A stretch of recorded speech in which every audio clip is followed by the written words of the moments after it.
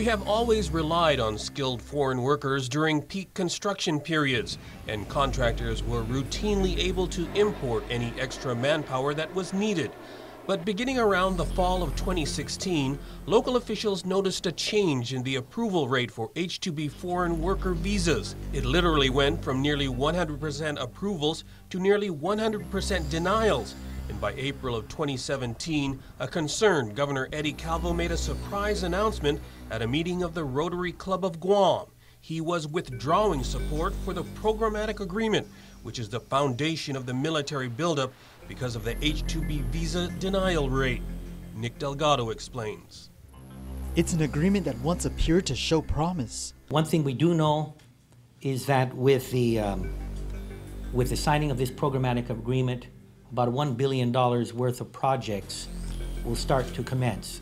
The agreement was signed in 2011. It's now 6 years later. Myself, I and my administration will no longer support the buildup. The reason Governor Eddie Calvo says the federal government has a stranglehold on the island's economy. He cited as an example the denial of the H-2B visas, which has seen a drastic drop in recent years. The dire situation prompted the Guam Contractors Association and more than 12 local businesses to take Uncle Sam to court. That I'm requesting the Attorney General enjoin in the lawsuit with the contractors. As far as I'm concerned, it is a clear and present danger to our island economy. In response, former Senator Larry Kasperbauer, whose property is affected by the buildup, says it's about time. I do think it's time that we, look after ourselves also. I think we have to do something to gain attention. And I once said if I were younger, maybe I'd have to try to follow in the footsteps of Angel Santos and to come out and say something. And the reaction from Dr. Michael Bavacqua, who also attended the meeting. I was very happy and heartened to hear the governor sort of take this position because it shows, and I'm hoping that sort of more people will follow sort of his lead in terms of looking and in terms of understanding our real relationship to the United States. Because whether, the governor or anybody else wants the buildup to happen, it's out of our hands. The programmatic agreement including 4 pillars, those being the shrinking of the federal footprint by the end of the buildup, leaving Paget Village and caves untouched, using the One Guam approach in improving infrastructure, and employing a Green Guam approach to bolster island sustainability and protect natural resources. Governor Calvo says no matter how many times he's reached out to the feds over the years, all he's heard is lip service. This is clearly a threat to our people, and we've got to fight. We cannot allow this to keep go on without us putting up a fight. Unless anything changes, we are going to continue to go in this direction.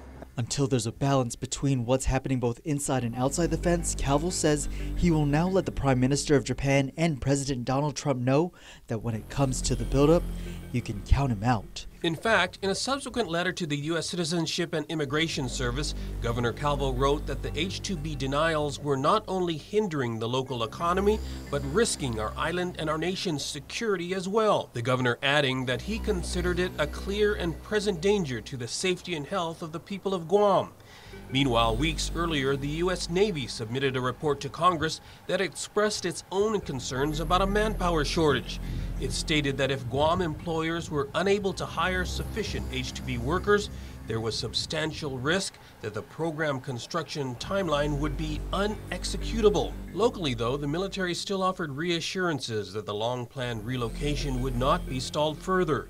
In a speech in August of 2017 before a construction industry group, Admiral Shoshana Chatfield reminded the audience about a memorandum of agreement that was signed by the U.S. and Japanese governments and how both remain committed to moving the troops here.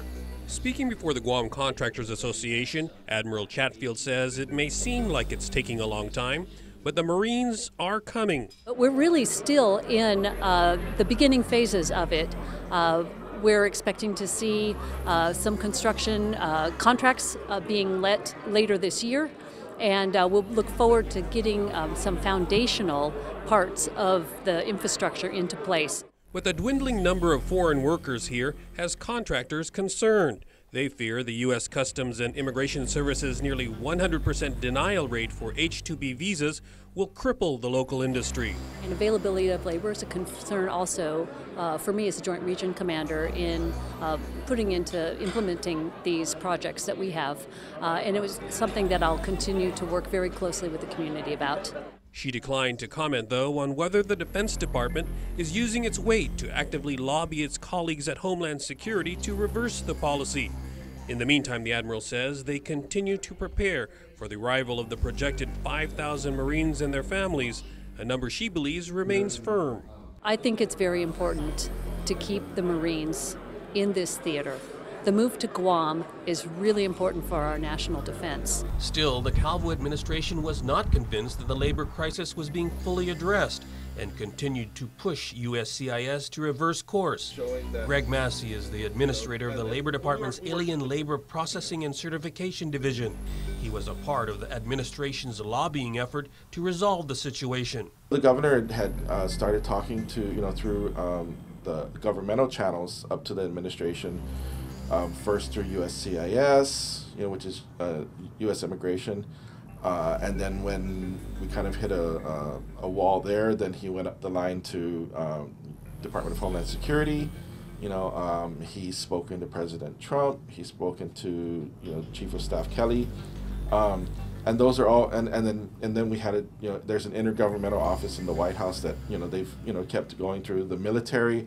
I mean, basically the governor's has hit every open door that we could and kind of hit this higher American bloc that's in the White House right now. But Massey maintains that hiring Americans isn't so easy when you are thousands of miles away from the mainland. He explains that local contractors would prefer to hire U.S. workers, but for reasons we'll cover later, there's never been sufficient local or American manpower to meet their needs during boom times. That's why companies have had to rely on outside help and never really had a problem justifying it. For the most part, construction is construction. You have a project that begins and ends, and that's always been good to justify what's called temporary need. All of a sudden in 2015, they started saying, well, that's in essence saying that's not good enough. If you've had a project before and you're going to have a project in the future, then your need's permanent, not temporary. In construction, you have a specific project, and you may need one guy today, and then you get a new project and you need 30 guys. And then after that project's done, you may only need one again. So your although your need for that particular occupation is constant, the numbers go up and down. And that's where and in the past that's what they've used to justify temporary need. Now USCIS has said that that's not the case. In September, the governor decided the solution did not in fact go far enough and called for a complete halt to all military construction. In a letter to USCIS Acting Director James McCammon, Calvo wrote that the proposed fix in the National Defense Spending Bill, which authorizes up to 4,000 foreign workers specifically for military projects, provides only half the solution. The governor maintained that any further construction within the base will only worsen the situation outside of the gate.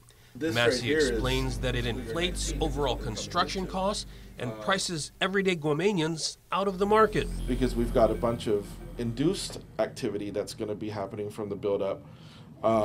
You got people that are building homes. You've got businesses that are standing up new offices. You've got all this other stuff that is going to be associated around the outskirts of the military construction activity.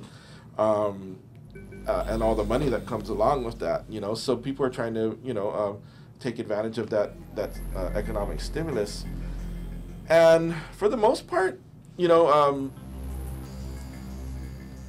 not going to be able, unless you can really show that tie, they're not going to be able to get additional workers that they need. The denials did in fact create a chilling effect on the local construction industry.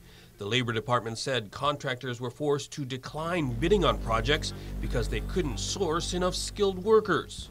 Fighting for their survival, about a dozen companies with the support of the Guam Contractors Association decided to take matters into their own hands and sue the federal government. The details when we come back.